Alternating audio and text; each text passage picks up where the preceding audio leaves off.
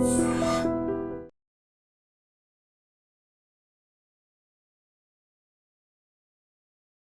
Gold trusted gold buyers మీరు తాకట్టు పెట్టిన బంగారాన్ని విడిపించి ఈ రోజు ఉన్న మార్కెట్ ధరకు కొనబడను.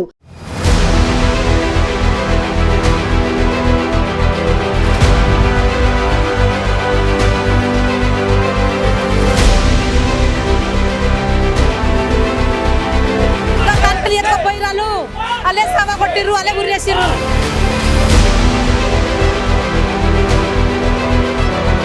సాబా కొట్టిండు, ఆ తోడు ప్యాన్ తోడు అలే గుర్రేసిర్రు.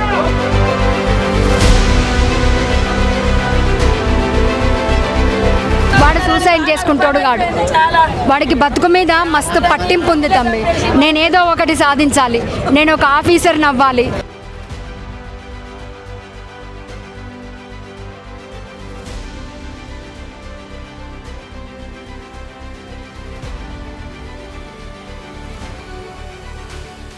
ఎల్బీనగర్ పోలీస్ స్టేషన్ దగ్గర ఉద్రిక్త పరిస్థితి నెలకొంది. పోలీస్ స్టేషన్లోనే కానిస్టేబుల్ సాయి కుమార్ ఆత్మహత్య చేసుకోవడంతో ఆయన కుటుంబ సభ్యులు అలాగే గిరిజన సంఘాలన్నీ కూడా పెద్ద ఎత్తున ఆందోళన చేస్తున్నాయి. వీళ్ళు ఒకటే బలమైనటువంటి అనుమానం వ్యక్తం చేస్తూ ఉన్నారు. కానిస్టేబుల్ ఆత్మహత్య చేసుకోవట్లేదు, ఆయన్ని చంపేశారు, ఆయన్ని చాలా దారుణంగా, ఎందుకంటే రక్తపు మరకలు కనిపిస్తూ ఉన్నాయి. ఆ మృతదేహం మేము వచ్చేసరికి మా దగ్గరకు ఉంచకుండా డైరెక్ట్గా ఆ పోస్ట్మార్టానికి తరలించేశారు, హాస్పిటల్కి తరలించేశారు అని చెప్పేసి వీళ్ళందరూ కూడా ఆరోపణలు చేస్తున్నారు. కుటుంబ సభ్యులు ఇక్కడ ఉదయం నుంచి కూడా కూర్చొని ఆందోళన చేస్తున్నారు. వాళ్ళ తల్లి అలాగే కుటుంబ సభ్యులు మిగతా గిరిజన సంఘాలన్నీ కూడా సాయి కుమార్కు న్యాయం జరగాలి, సీఎం మీద మాకు అనుమానం ఉంది, అతనే ఈ విధంగా టార్చర్ పెట్టి కొట్టి ఉరేసి పెద్ద డ్రామా చేస్తున్నారని చెప్పి వీళ్ళందరూ కూడా ఆందోళన చేస్తున్నారు. ఇక్కడ కూర్చొని పెద్ద ఎత్తున ఆందోళన కూడా చేస్తున్నటువంటి పరిస్థితి కనిపిస్తుంది. గిరిజన సంఘాల నేతలందరూ కూడా ఆందోళనలు చేస్తూ ఉన్నారు. పోలీసులు దీనికి సమాధానం చెప్పాలి, ఇక్కడికి ఏసీపీ కానీ డీసీపీ కానీ ఎవరైనటువంటి ఉన్నతాధికారులు ఇక్కడికి వచ్చి సమాధానం చెప్పాల్సిందే అంటూ వీళ్ళందరూ కూడా ఆందోళన చేస్తున్నటువంటి పరిస్థితి ఉంది. సో ఎందుకంటే చాలా రోజుల నుంచి వాళ్ళ ఫ్యామిలీ మెంబర్స్తో ఫోన్లో కూడా చెప్తా ఉన్నాడంట, వాళ్ళ తల్లి చెప్తోంది, మిగతా కుటుంబ సభ్యులు కూడా చెప్తా ఉన్నారు. మానసికంగా వేధింపులకు గురి చేసి చాలా టార్చర్ పెట్టి ఈ విధంగా మా అబ్బాయిని చంపేశారని చెప్పి వాళ్ళు ఆందోళన చేస్తూ ఉన్నారు. మరోవైపు అసలు మాకు ఇన్ఫర్మేషన్ ఇచ్చినట్టే ఇచ్చి బాడీని ఇక్కడ మాకు చూపించకుండా, కనీసం అసలు ఏం జరిగిందో కూడా చెప్పకుండా, ఇక్కడ ఎలాంటి సమాచారం మాకు ఇవ్వకుండా డైరెక్ట్గా పోస్ట్మార్టం కోసం ఇట్లా ఏ విధంగా పంపిస్తారన్నది కూడా వీళ్ళందరూ కూడా బలమైనటువంటి అనుమానం వ్యక్తం చేస్తూ ఉన్నారు. ఇక్కడ మనం చూడొచ్చు, పోలీసులు కూడా పెద్ద ఎత్తున బందోబస్తు ఏర్పాటు చేశారు.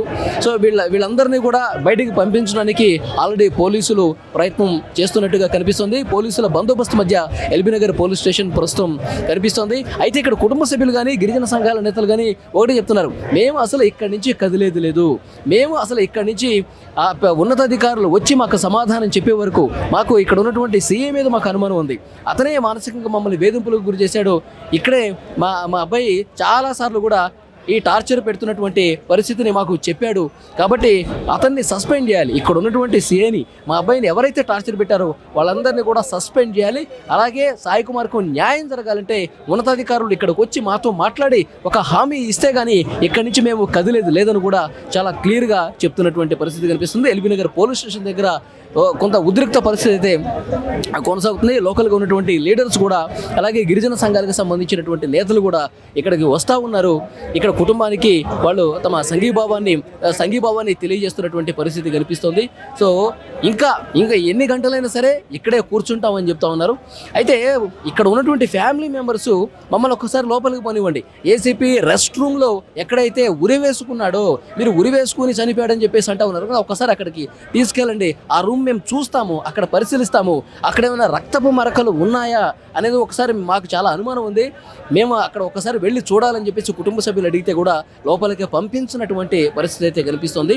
అయితే పోలీసులు ఒకటే చెప్తున్నారు, అతను మరి ఎవరు వేధింపులకు గురి చేశారు, ఎందుకు చనిపోయాడో ఇంకా క్లారిటీ అయితే రావాల్సి ఉంది, విచారణ చేస్తే కానీ అన్ని విషయాలు బయటకు వస్తాయి.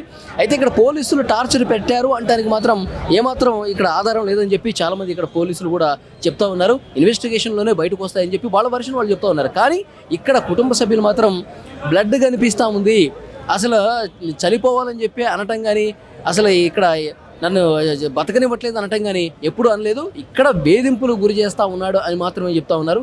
కాబట్టి ఇక్కడ నిజంగా ఇతన్ని ఏమన్నా శారీరకంగా హింసించి కొట్టి ఏమన్నా ఉరేసి ఈ విధంగా ఒక డ్రామా ప్లే చేశారా అని చెప్పి వీళ్ళు ఆరోపిస్తున్న దానికి ఏమాత్రం వాస్తవం ఉందనేది కూడా ఇన్వెస్టిగేషన్లోనే తెలిసే అవకాశం కనిపిస్తుంది. కుటుంబ సభ్యులైతే తీవ్రంగా ఇక్కడ ఆందోళన చేస్తున్నటువంటి పరిస్థితి ఉంది. గిరిజన నేతలు కూడా పెద్ద సంఖ్యలో ఇక్కడికి వచ్చేసి ఒకసారి పోలీస్ స్టేషన్ పూర్తిగా కూడా ఇక్కడ ఉన్నటువంటి ఆ బాధితుల కుటుంబాలతో గిరిజన సంఘాలతో నిండిపోయిన పరిస్థితి ఉంది.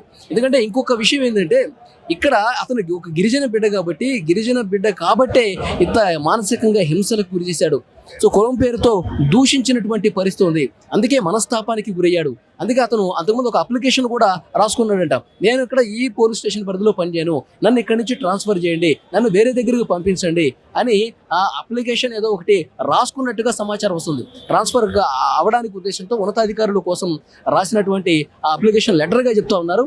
సో దాని మీద కూడా కొంచెం క్లారిటీ రావాల్సినటువంటి అవసరం ఉంది. పోలీసులు అయితే దానికి సంబంధించి మాకు ఎలాంటి సమాచారం లేదని కూడా వాళ్ళు చెప్తా ఉన్నారు. సో కొంత బాధాకరమైన విషయం ఏంటంటే కుటుంబ సభ్యులు ఇంకా ఆందోళన చేస్తాను ఉన్నారు. పోలీస్ స్టేషన్ దగ్గర బైఠాయించి తమ ధర్నా అనేది కొనసాగిస్తున్నటువంటి పరిస్థితి ఉంది.